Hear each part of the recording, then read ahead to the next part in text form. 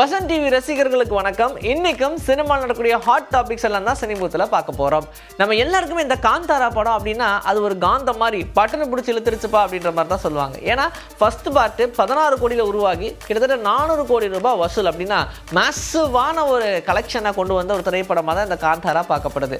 இப்படி இருக்கும்போது இந்த ரிஷப் ஷெட்டியுடைய நடிப்பில் அடுத்தபடியாக காந்தாரா 2 உருவாக போகுதுன்னு சொன்னாங்க. அது இல்லாமல் ஹனுமான் அப்படின்ற படத்தில் ஹனுமானாவே ரிஷப் ஷெட்டி நடிக்கிறாங்க. இந்த மாதிரி நிறைய விஷயங்கள் ரிஷப் ஷெட்டியை சுற்றியே நடந்துகிட்டு இருக்கு. இப்படி இருக்கும்போது இந்த படத்துல ரொம்ப இம்பார்ட்டன்டான கேரக்டர்ல மோகன்லால் நடிக்க போறாங்க அப்படின்ற மாதிரி சொன்னாங்க. ஆனால் இப்போ அது கிடையாது. அவருக்கு பதிலாக ஜெயராம் அவர்கள் தான் நடிக்க போறாங்க அப்படின்ற மாதிரி சொல்லியிருக்காங்க. சடனா இந்த நியூஸ் கேட்டதும் மலையாள இண்டஸ்ட்ரியே சூப்பர் சந்தோஷத்துல இருக்கு. ஆனால் இந்த படத்துல இந்த கேரக்டருக்கு கண்டிப்பா ஜெயராம் அவர்கள் தான் பொருத்தமா இருப்பாங்க அப்படின்னு சொல்லி படத்துடைய டீமே ரொம்ப ஸ்ட்ராங்கா நம்புறதாகவும் சொல்றாங்க. அப்படி என்ன மாதிரியான கேரக்டர் அதில் பண்ண போறாரு அப்படின்றத நம்ம வெயிட் பண்ணி தான் பார்க்கணும். ஆர்ஜே பாலாஜியோடைய இயக்கத்துல சூர்யாவுடைய நடிப்புல இப்ப சூர்யா 45 அப்படின்ற படம் உருவாகுது. இதுல த்ரிஷா ஒரு முக்கியமான கேரக்டர் நடிக்கிறாங்க அப்படின்லாம் சொன்னாங்க. ஏன்னா ரொம்ப வருஷம் கழிச்சு இவங்க 2 பேரும் ஜாயின் பண்ணி நடிக்கிற ஒரு படம். இதெல்லாம் தாண்டி இன்னொரு முக்கியமான ஒரு ஆள் இதுல சூப்பர் கேமியோ ரோல் பண்ண போறாரு அப்படின்னு சொல்றாங்க. யாரு அப்படின்னு கேட்டா விஜய சேதுபதி அவர்கள் இந்த படத்துல ஒரு முக்கியமான கேரக்டர் பண்றாராம். கேமியோ ரோலா இருந்தாலும் அந்த கேரக்டர் இல்லாம படமே நகராது அப்படின்ற மாதிரி ஒரு நச்சுன்னு கேரக்டர் பண்றதா சொல்றாங்க.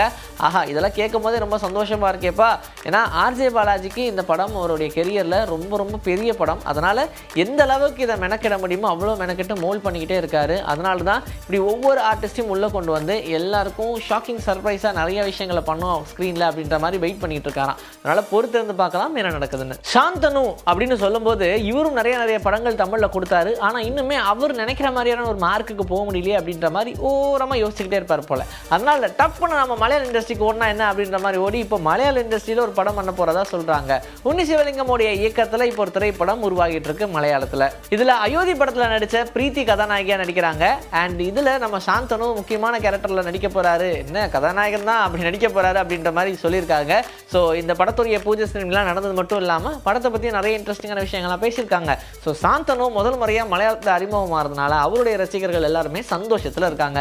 தனுஷ் தமிழ் சினிமாவில் நடித்தது மட்டும் இல்லாமல் ஹிந்திக்கு போய் அங்கிருந்து அப்படியே ஹாலிவுட்டுக்கும் போன ஒரு நடிகர் அப்படின்னு சொல்லலாம். ஏன்னா முக்கியமான ஒரு சில பேர் மட்டுமே தான் இந்த பயணத்தில் இருப்பாங்க. அதில் தனுஷும் ஒருத்தங்க. அப்படிதான் நம்ம இந்த கிரே மேன் அப்படின்ற படத்தை பார்த்தோம். அதுக்கப்புறமா என்ன படம் பண்ணுவார் அப்படின்னு பார்த்தா தொடர்ந்து தமிழே ஆசுரன், ராயன் இப்படி ஒன்னொன்னா வந்துகிட்டே இருந்துச்சு. அடுத்தபடியாக இப்போ குபேரான்ற படம் தெலுங்கு படம் தமிழையும் ரிலீஸ் பண்ணுறாங்க. இது இல்லாமல் இன்னொரு முக்கியமான திரைப்படமாக இட்லி கடை பார்க்கப்படுது. சரி, இதுக்கப்புறம் என்ன பண்ணுவார்னு பார்த்தா ஹாலிவுட்டுக்கு போயிடுவார் அப்படின்ற மாதிரி சொல்லிட்டாங்க. ஹாலிவுட்டில் மறுபடியும் நம்மளுடைய தனுஷ் ஒரு படம் நடிக்க போகிறதா சொல்கிறாங்க. இந்த படத்தில் சிட்னி ஸ்வீனி அப்படின்ற ஹாலிவுட் நடிகை அவங்களுக்கு கதாநாயகியாக நடிக்க போகிறாங்களாம். ஸோ இப்படிலாம் இருக்கும்போது மறுபடியும் நம்ம ஹாலிவுட்டில் தனுஷை பார்க்க போகிறோம் அப்படின்ற சந்தோஷத்தில் அவங்களுடைய ரசிகர்கள்லாம் மூழ்கியிருக்காங்க. லோகேஷ் கனகராஜோடைய எல்சியூக்குள்ளே வரக்கூடிய இந்த பென்ஸ் படம், இந்த படத்தை பற்றியும் எல்லாருமே பேசுகிறாங்க. இதில் குறிப்பாக நம்ம ராகவா லாரன்ஸ் யாருமே எதிர்பாராத மாதிரியான ஒரு கேரக்டரில் வரப்போறாரு. இப்படி ஒரு விஷயம் கண்டிப்பாக ராகவா லாரன்ஸ் பண்ணுவார், நம்ம எதிரே பார்க்கலன்ற மாதிரி தான் இந்த படத்தோடைய கேரக்டர் அமைஞ்சிருக்கு. இதுவும் எல்சிக்குள்ளே தான் வருது அப்படின்ற மாதிரிலாம் சொன்னாங்க.